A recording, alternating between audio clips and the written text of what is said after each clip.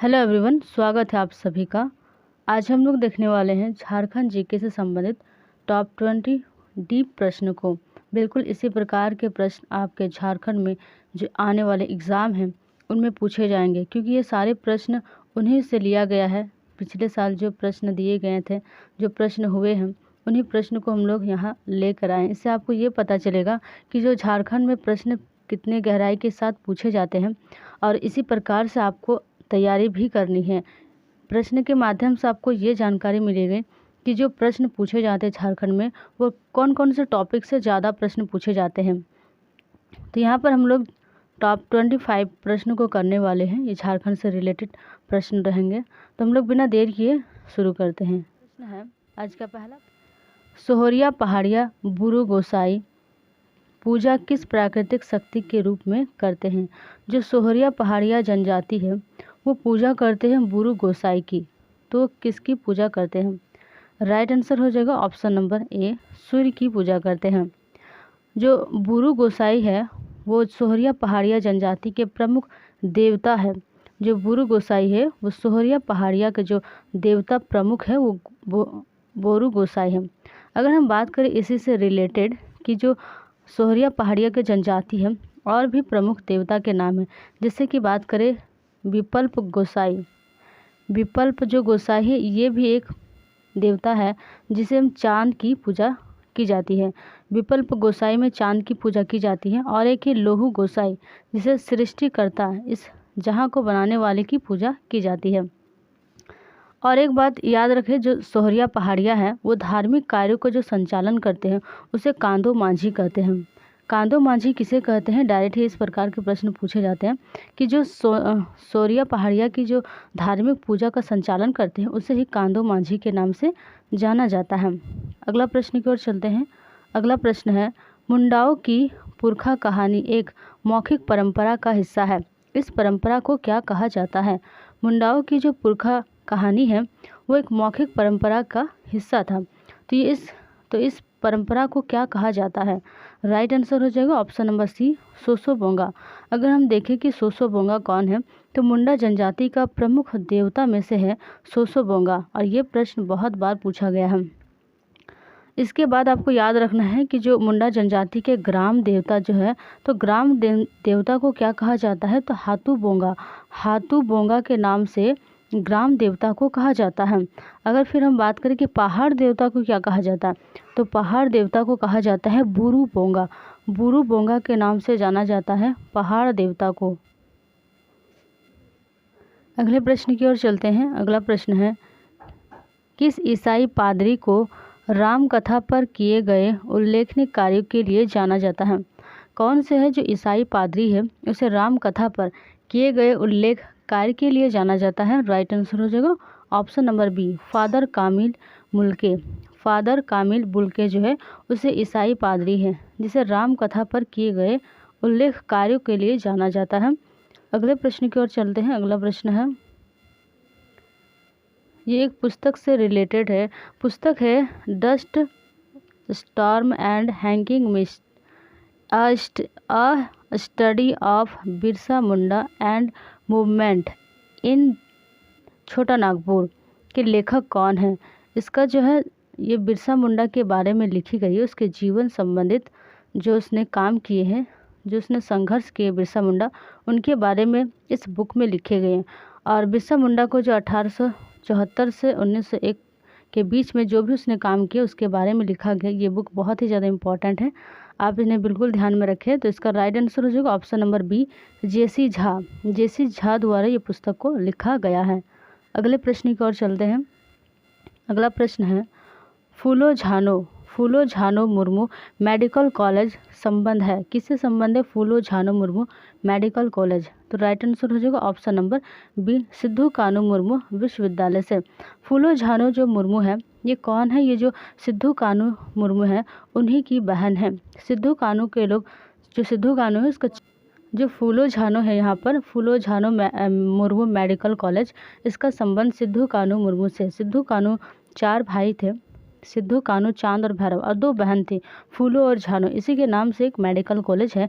जो फूलो झानो मेडिकल कॉलेज ये दुमका में स्थित है। कहाँ पर स्थित है? तो दुमका जो जिला है वहाँ पर फूलो झानो मेडिकल कॉलेज स्थित है। अगले प्रश्न की ओर चलते हैं। अगला प्रश्न है, झारखंड स्टेट क्रिकेट एसोसिएशन की ओर से अंतर्राष्ट्रीय क्रिकेट स्टेडियम का निर्माण कब किया गया है? झारखंड स्टेट क्रिकेट एसोसिएशन की ओर से अंतर्राष्ट्रीय क्रिकेट स्टेडियम का निर्माण कब किया गया है? तो राइट आंसर है ऑप्शन नंबर ए। ऑप्शन नंबर ए 2013 को किया गया है। अगले प्रश्न की ओर चलते हैं। अगला प्रश्न है, छोटा नागपुर काश्तकारी अधिनियम के अंतर्गत सर्वोच्च करने और अधिकार अभिलेख तैयार करने का आदेश कौन से शक्ति किसमें है? यानी जो छोटा नागपुर काश्तकारी अधिनियम है उसके अंतर्गत बताना है कि जो सर्वोच्च करने और अधिकार अभिलेख तैयार करने का आदेश देने की शक्ति किसमें है? तो राइट आंसर हो जाएगा ऑप्शन नंबर डी, राज्य सरकार में है। कोई भी अधिकार हो उसका अंतर्गत अभिलेख तैयार करने की बात हो, आदेश तैयार करने की बात हो, ये शक्ति राज्य सरकार के पास है। अगले प्रश्न की ओर चलते हैं। अगले प्रश्न है, निम्नलिखित में से कौन काश्तकारी के वर्ग में नहीं है? जो काश्तकारी कानून अधिनियम है उसके अंतर्गत कौन से वर्ग नहीं आते हैं? तो राइट आंसर हो जाएगा ऑप्शन नंबर डी, भूइहारी खूंट कटीदार। ये भूइहारी खूंट कटीदार जो है ये काश्तकारी अधिनियम के तहत नहीं आते हैं। अगले प्रश्न की ओर चलते हैं।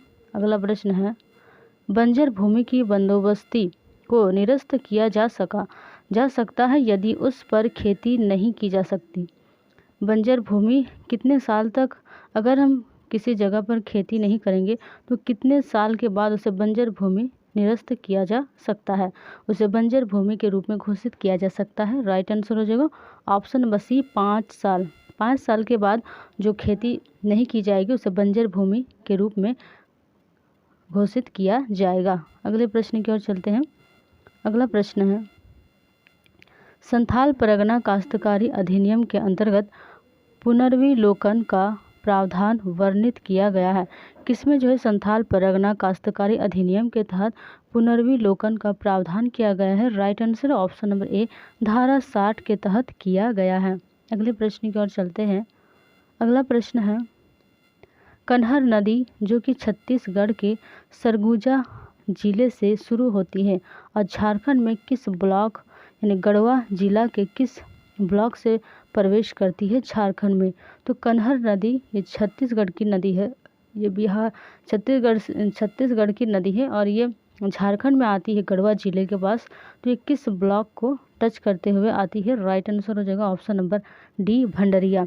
भंडरिया जो ब्लॉक है ये गढ़वा जिला में स्थित है और गढ़वा जिला आपको पता है कि एकमात्र ऐसा जिला है जो यूपी को टच करती है। उत्तर प्रदेश को टच करने वाली एक ही जिला है गढ़वा जिला।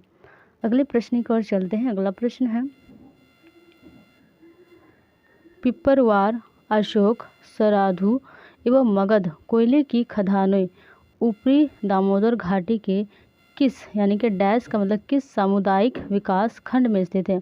कौन से सामुदायिक विकास खंड में स्थित है? पिपरवार, अशोक, सराधु, मगध कोयले की खदानें। राइट आंसर हो जाएगा हमारा option number D, Tandwa. Tandwa जो है दामोदर घाटी के टंडवा सामुदायिक विकास खंड में स्थित है। अगले प्रश्न की ओर चलते हैं। अगला प्रश्न है, नकड़ी गांव स्वर्ण रेखा एवं डैश नदियों की उत्पत्ति के लिए प्रसिद्ध है? जो नकड़ी गांव है स्वर्ण रेखा नदी का उद्गम स्थल नकड़ी गांव से होता है और एक नदी का उद्गम स्थल भी नकड़ी गांव से ही है। तो वो कौन सी नदी है? तो राइट आंसर हो जाएगा हमारा ऑप्शन नंबर बी, दक्षिण कोयल। दक्षिण कोयल जो है दक्षिण कोयल नदी की उत्पत्ति कहाँ से होती है? नकड़ी गांव, रांची से होती है। राइट आंसर हो जाएगा ऑप्शन नंबर बी, दक्षिणी कोयल। अगले प्रश्न की ओर चलते हैं। अगला प्रश्न है, PVTG जो PVTG डाकिया योजना के तहत कुल 35 किलो खाद्यान्न झारखंड की आदिम जनजाति आबादी को घर के दरवाजे पर मुफ्त दिया जाता है। यह योजना कब शुरू की गई थी? यह आदिम जनजाति को दिया जाता है। आदिम जनजाति झारखंड में सबसे पुरानी जनजाति है आदिम जनजाति, उसके लिए ये PVTG द्वारा दिया जाता है। तो ये दिया जाता है किस योजना, ये योजना जो है कब से शुरू हुई थी? राइट आंसर हो जाएगा हमारा ऑप्शन नंबर सी, 2017 को पीबीटीजी डाकिया योजना के तहत यह योजना प्रारंभ की गई थी 2017 में। अगले प्रश्न की ओर चलते हैं। अगला प्रश्न है, यहाँ पर जो प्रश्न है वो करंट से भी रिलेटेड प्रश्न है, इसलिए सारे प्रश्न को आपको ध्यान में रखते हुए ही आगे बढ़ना है। अगला प्रश्न है, स्थापना के दृष्टिकोण से झारखंड के किस पार्क सेंचुरी की स्थापना सबसे पहले हुई है? यानी जो झारखंड में पार्क सेंचुरी है उसकी स्थापना सबसे पहले कौन से पार्क की हुई है? तो राइट आंसर हो जाएगा option number A, Palamu sanctuary. Palamu sanctuary में हाथी, सांभर इस प्रकार के जानवर मिलते हैं और पलामू सेंचुरी की स्थापना की बात करें तो 1976 में हुआ था और ये झारखंड में सबसे पुराना यानी सबसे पहले स्थापना किया गया था। अगले प्रश्न की ओर चलते हैं। अगला प्रश्न है, झारखंड में झरिया के पश्चात दूसरा सबसे अधिक प्रमाणित कोयला भंडार है। झारखंड में झरिया में सबसे ज़्यादा कोयला भंडार है, लेकिन झरिया के अंदर भी कौन सी जगह है जहां पर सबसे अधिक दूसरा सबसे अधिक प्रमाणित कोयला भंडार है? तो हमें बताना है झरिया के अंदर दूसरा सबसे अधिक कोयला भंडार कौन सा है? राइट आंसर हो जाएगा हमारा ऑप्शन नंबर सी, उत्तरी कानपुर। उत्तरी जो कानपुर है उसमें झरिया के पश्चात दूसरा सबसे अधिक प्रमाणित कोयला का भंडार है। अगले प्रश्न की ओर चलते हैं। अगला प्रश्न है, झारखंड नहर सिंचाई के मामले में बुरी तरह से पिछड़ा है, क्यों है? ये बताना है कि झारखंड नहर सिंचाई के मामले में बहुत पिछड़ा है, क्योंकि राइट आंसर हो जाएगा ऑप्शन नंबर ए, पहाड़ी इलाका है। पहाड़ी इलाका होने के कारण झारखंड नहर सिंचाई के मामले में बहुत ही ज़्यादा पिछड़ा है। अगले प्रश्न की ओर चलते हैं। अगला प्रश्न है, झारखंड नवीनीकरण संसाधन में समृद्ध क्यों है? समृद्ध है क्योंकि झारखंड जो है नवीनीकरण जो संसाधन है उसके लिए प्रसिद्ध है। क्यों प्रसिद्ध है यही बताना है। तो राइट आंसर हो जाएगा ऑप्शन नंबर बी, प्रचुर मात्रा में जलप्रपात है। झारखंड में सबसे ज़्यादा जलप्रपात है जो नवीन संसाधन में प्रसिद्ध है। इन्हीं जलप्रपातों के द्वारा ही झारखंड में नवीन संसाधन के लिए प्रसिद्ध समृद्ध है। अगले प्रश्न की ओर चलते हैं। अगला प्रश्न है, झारखंड में देखे गए जलवायु परिवर्तन का कारण है। जो झारखंड में जलवायु परिवर्तन है इसका मुख्य कारण क्या है? तो राइट आंसर हो जाएगा ऑप्शन नंबर डी, इनमें से सभी, यानी मानव जनित गतिविधियाँ, ऊर्जा क्षेत्र और ग्रीन हाउस गैस उत्सर्जन, इन्हीं कारणों से जलवायु परिवर्तन का झारखंड में कारण बनता है।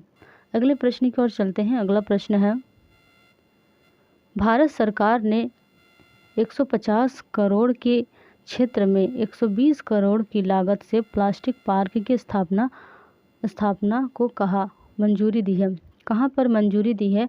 150 एकड़ के क्षेत्र में 120 करोड़ की लागत में प्लास्टिक पार्क की स्थापना के लिए कहाँ पर मंजूरी दी है? राइट आंसर है ऑप्शन नंबर ए, देवघर में। देवघर में ये बिल्कुल करंट से रिलेटेड प्रश्न है, बहुत ही ज़्यादा इम्पोर्टेंट है कि जो प्लास्टिक पार्क की स्थापना है वो किस जिले से प्रारंभ हो रहा है? तो देवघर। हमारा ऑप्शन हो जाएगा ऑप्शन नंबर ए, देवघर। अगले प्रश्न की ओर चलते हैं। अगला प्रश्न है, उस शासक का नाम बताइए जिसने नागवंशी राज्य की राजधानी सुतियाम्बे चुटिया स्थानांतरित की है। उस नागवंशी शासक का नाम बताना है जिन्होंने जो अपनी राजधानी है सुतियाम्बे से ट्रांसफ़र करके चुटिया में स्थानांतरित किया था। राइट आंसर हो जाएगा ऑप्शन नंबर सी, प्रताप राय। प्रताप राय ने सुतियाम्बे की अपनी राजधानी स्थानांतरित करके चुटिया को बनाया था। अगर हम बात करें नागवंशी की प्रथम राजधानी क्या है, तो प्रथम राजधानी थी सुतियाम्बे और अंतिम राजधानी जो थी नागवंश की वो था धूपगढ़ जो है वो अंतिम राजधानी थी। अगले प्रश्न की ओर चलते हैं। अगला प्रश्न है, सेंद्रा बेसरी क्या है? बताना है कि सेंद्रा बेसरी क्या है। इस प्रकार के प्रश्न ज़्यादातर जो झारखंड के जनजाति है उन्हीं जनजाति से जो मेन शब्द होते हैं उन्हीं से रिलेटेड प्रश्न ज़्यादा पूछे जाते हैं झारखंड में। तो यहाँ बताना है सेंद्रा बेंसी क्या है। राइट आंसर हो जाएगा ऑप्शन नंबर ए, शिकार परिषद है। शिकार करने की जो परिषद होती है उसे ही सेंद्रा बेंसी कहा जाता है। अगले प्रश्न की ओर चलते हैं। अगला प्रश्न है, निम्नलिखित में से कौन सी जनजाति झारखंड की अधिकारी अनुसूचित जनजाति की सूची में शामिल है। आपको बताना है कि कौन सी जनजाति है झारखंड की जो अधिकारी अनुसूचित जनजाति की सूची में शामिल है। राइट आंसर है option number B, Birjia. Birjia जनजाति है जो कि झारखंड की है और ये अधिकारी अनुसूचित जनजाति की सूची में शामिल जनजाति है। अगले प्रश्न की ओर चलते हैं। अगला प्रश्न है, निम्नलिखित में से खेरवार आंदोलन का नेता कौन है। तो जो खेरवार आंदोलन का नेता है कौन है। राइट आंसर है option number B, Bhagirath Manjhi. Bhagirath Manjhi Kherwar आंदोलन के नेता है। ये सारे प्रश्न बहुत ही ज़्यादा इम्पॉर्टेंट हैं। तो आज हम लोगों ने 24 प्रश्न को कर चुके हैं और बिल्कुल इसी प्रकार के प्रश्न आपके झारखंड में पूछे जाएंगे। इसीलिए हर एक प्रश्न को बहुत ही अच्छे से करें और इसी प्रकार के आप अपना पढ़ाई को भी कर सकते हैं। तो आज के लिए इतना ही, मिलते हैं हम लोग नेक्स्ट क्लास में।